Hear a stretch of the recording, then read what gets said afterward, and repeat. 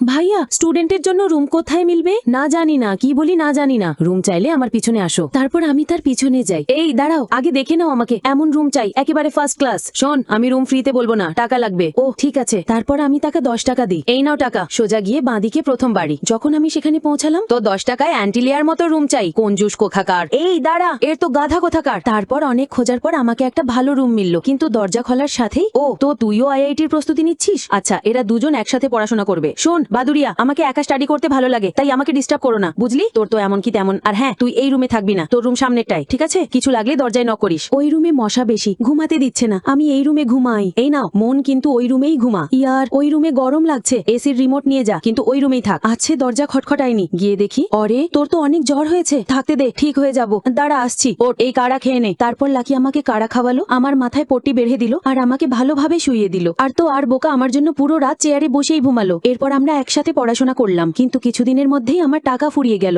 Sorry lucky, আমি ভাড়া দিতেও পারিনি, কিন্তু তুমি খুব ভালো, নিজের খেয়াল রেখো। কিন্তু তখনই লাকি পিছন থেকে চলে আসে। তুই আমাকে ছেড়ে যাবার কথা ভাবলে কিভাবে? কিন্তু লাকি, আমার কাছে ভাড়ার টাকা নেই। তুই এখন ওই রুমে নয়, আমার রুমে থাকবি, আর আমার রুমে থাকার জন্য কোনো টাকা লাগবে না। কোনো এক কবি সত্যি বলেছেন, কখনো কখনো নীরবতাও প্রেমের ভাষা হয়ে যায়।